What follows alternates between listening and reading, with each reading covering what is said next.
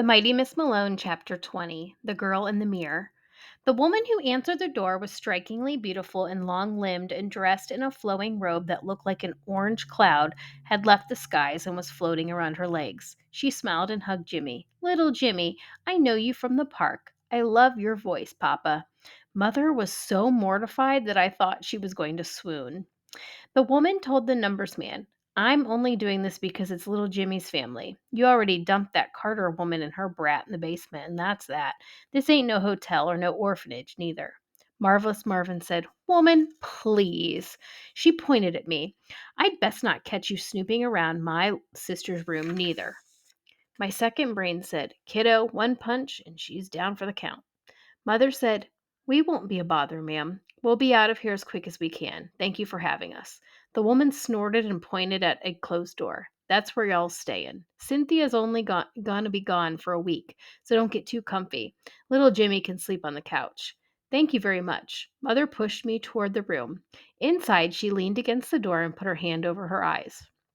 It was the most beautiful room I'd ever been in. It was like it came out of a magazine.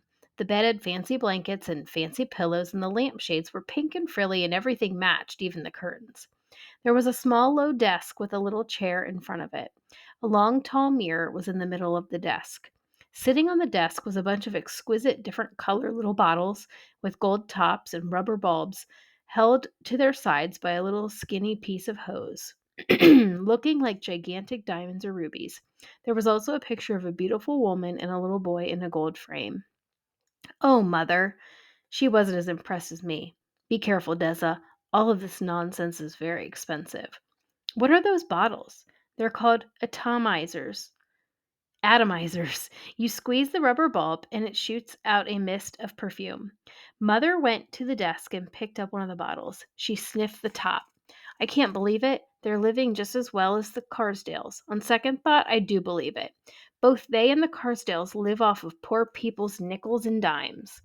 Can I smell one? Of course, dear. She walked over to the desk and reached for the darkest blue bottle. I closed my eyes and brought it to my nose. Yuck! It was too strong, like kerosene and flowers mixed together. Something caught my eye. I said, Oh! A little girl was staring at me. I put the beautiful blue bottle in my hand and brought my right hand to my face. The girl's cheeks were hollow and her face was thin. She was doing the same thing I was. Her dress was clean but raggedy looking. Her hair was neatly braided and greased. Her left hand was touching her cheek. Her mouth was open a little bit and she was saying, Oh! She had a beautiful blue perfume bottle in her right hand. Her eyes were tired and sad, and she stared straight back at me. Over the girl's shoulder, Mother was sitting on the bed with her face in both of her hands. I looked back into the girl's sad brown eyes. Well, kiddo, what do you think? I bit down on my back teeth, and the girl's face twisted in pain. I couldn't look away. There was a knock, and Mother looked at me and whispered, Deza, quick, put that back. She called, Come in. I put the atomizer back and turned around as the door opened. Jimmy closed the door behind him and his eyebrows were jumping all over his forehead. He was smiling like a Cheshire cat. Well, he whispered, pretty cool, huh?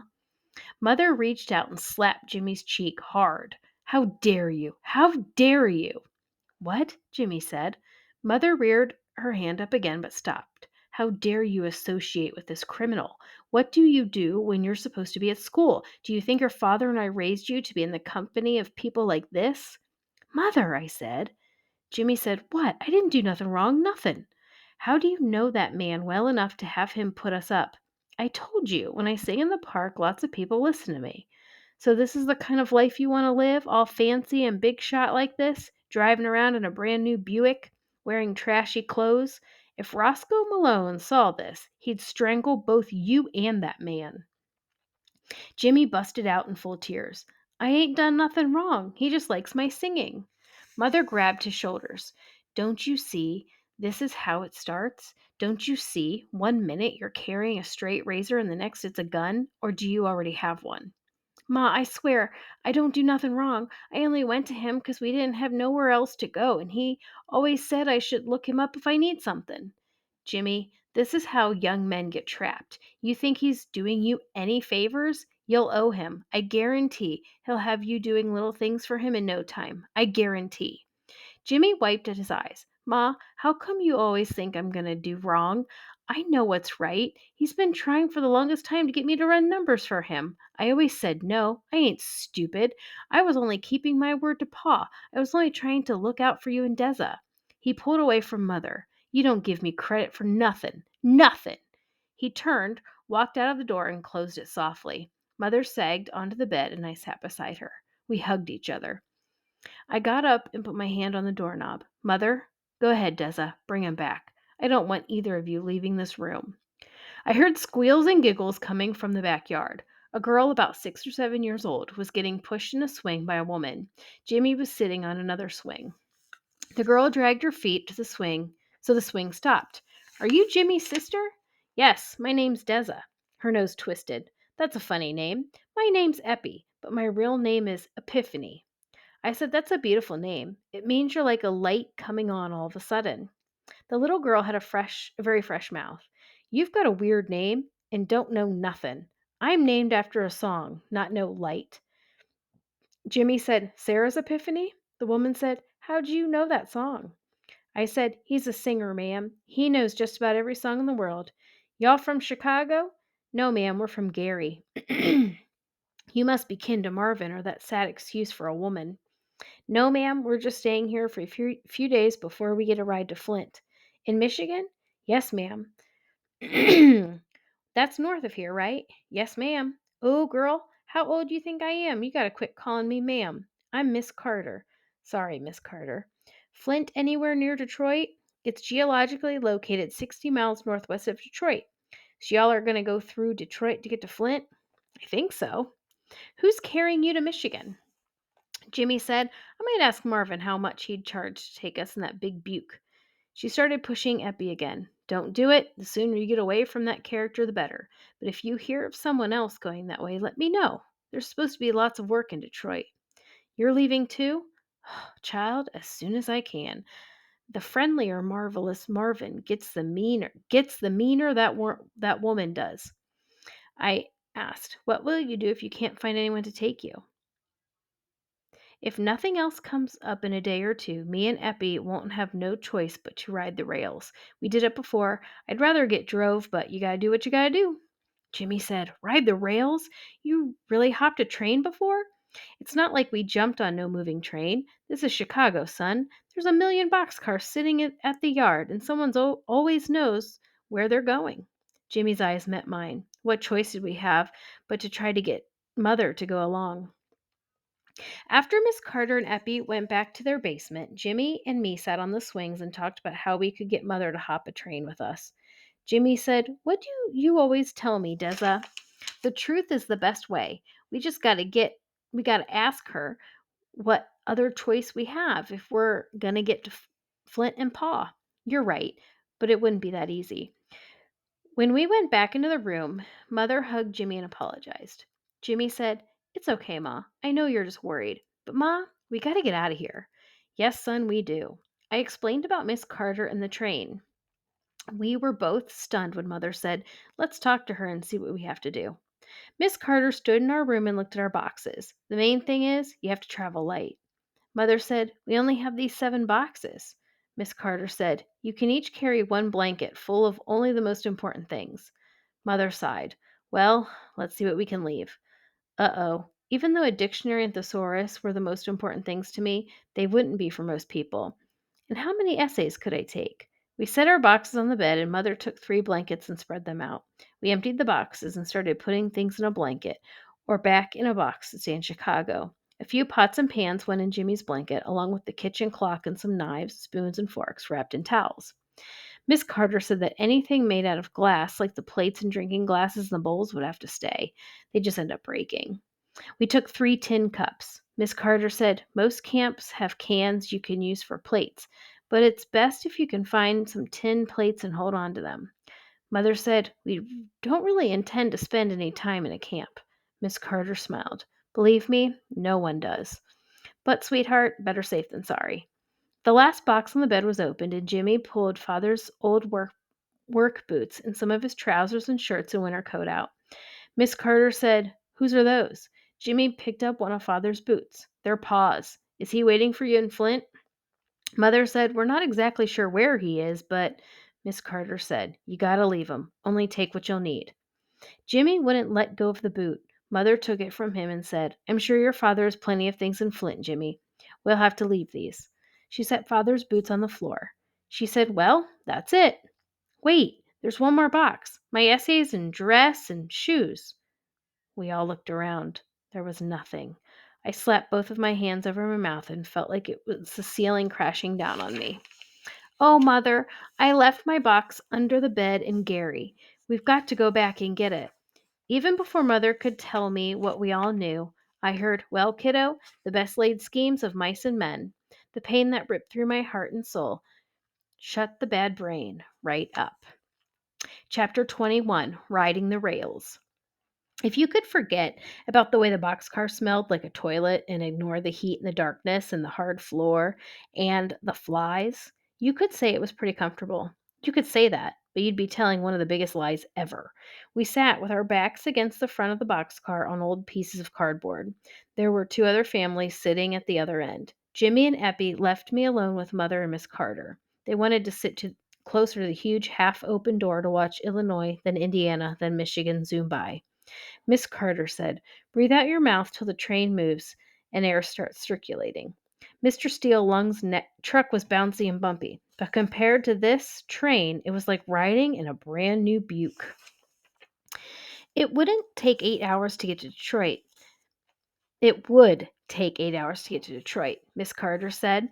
Then it would be an easy to find a freight to Flint. If we felt up to it, we could even walk there in a day and a half. As the train got moving, air swirled through. The flies stopped buzzing, and once we were in the country, breathing got a lot easier. We rolled through green fields, past farm after farm, and every time we went by a road, we could see cars waiting for us to pass. Bells warned people that our train was barreling east. I was glad Epiphany wasn't sitting with us. Not only did she have a very fresh mouth, she was also very verbose, and not in a good way. She was leaning a little too far out of the door when my second brain said, "Oh, kiddo, one quick kick and bye bye, Eppie." That was the first time the bad brain ever made me smile. Mother said to Mrs. Carter, "Julia, isn't this terribly unsafe?" "Shoot, girl, yeah, it's all unsafe. You're gonna have to be extra careful when you get to camp. That's unsafe too, if you don't know what you're doing." "What do you mean?" "It's just like anything else. There's just enough bad folks in camp to make you got to keep your guard up at all times. It's especially hard on women, even worse for little girls." She looked at me and a shiver went through my heart. "You just got to keep your wits about you and don't let no one in on your business. Keep it to yourself why you're on the road alone." Mother's 111 lines jumped out. Always let folks think your husband or your brother is with you. Always tell him that he's going to be back later tonight. There's strength in numbers, so let folks think there's a lot of y'all. You're a good looking woman. You're going to have to be careful not to draw a lot of attention you don't want. Mother's jaws tightened. "And don't let no one get too familiar either, man or woman. Don't let them know where y'all are really from. They'll start prying, and before you know it, they're looking to help you out in some way that ain't no kind of help at all. Just keep your head low. Don't look weak or scared." The train stopped in a city called Battle Creek, and two white women climbed in with us. The next time it stopped, what felt like 4 days later, someone walked by and said into the boxcar, "Detroit, all clear. Detroit, all clear." Miss Connor said, "Come on, Peg. We need to find a hobo and see what's going to Flint." Jimmy whispered in my ear, "A hobo's someone who rides the rails all over the country." I already knew that, but I said, "Thanks, Jimmy." Once we got our bundles and stepped off the train, we walked up to a rough and tumble looking old white man. He told us which cars were going toward Flint. Epiphany said, "Ick, he smells bad." The old man heard her. "If I was you, I'd quit worrying about how folks smell. You got bigger fish to fry. You need to start worrying about that man with 3 eyes and a hunting knife that was asking about, 'Where are you going to be sleeping tonight, girlie?'" The hobo walked away. "Sweet dreams." Mother frowned, looked at the boxcar we were supposed to get in, and said, "Julia, why don't you come to Flint? You said there's strength in numbers." Miss Carter hugged Mother. "Peg, you'll be fine. Flint's too small and country for my taste. You're welcome to come with me if you want. Mother said, Thank you, but we have to find Roscoe. Get right into the shanty town. You'll need somewhere to rest at least one night. Thank you, Julia. You're good people. I wish you all the best. Travel safe and look after each other. Time has a way of misbehaving when you're anxious or nervous. When Father was lost on the lake, time lollygagged and every second took an hour to pass. When we were on the train to Flint, time hitched a ride on Jimmy's rocket ship, and the trip took 2 seconds. I spent half my time wondering what we'd do if we found Father. I spent the other half wondering what we'd do if we didn't. The train stopped and someone banged on the side of the boxcar. Flint, all clear! Flint, all clear! He was a raggedy man with beautiful curly black and white beard. Mother said, "Excuse me, sir, do you know how we get to Flint?" "Flint's down that way, and the camp's up there." Mother said, "How far is Flint, sir?" "Downtown's about half an hour's walk. Y'all look fresh. Shouldn't have no trouble there." Jimmy said, "How far's the camp, sir?" He pointed at some woods. "See that glow? Supper's just about ready." Mother said, "Thank you. Do you know who we see to get somewhere to sleep?" "A train just left going west. Should be plenty of huts opened up. Ask for Stu." "Is there a charge?" He laughed. "If there was, ma'am, this place would be empty. You just give what you can. Food, work, anything. Folks find a way." "Thank you very much. Don't suppose none of y'all smoke or chew tobaccy?" "No, sir, we don't." "Well, then, may peace like a river come to you." He tipped his rough hat and walked on. Mother said, "It won't be bad. We'll only be here for a night. I'll go to your grandmother's tomorrow and we'll be able to leave." Jimmy said, "Don't worry, Ma. Whatever happens, don't forget what Pa said about us being a family taking a trip to somewhere called Wonderful. We're going to get there sooner or later. Right, Deza?" "You know it, Jimmy." He pointed at the orphanage, the orange glow, and bowed. "Now, ladies and ladies, next stop, a place called Wonderful."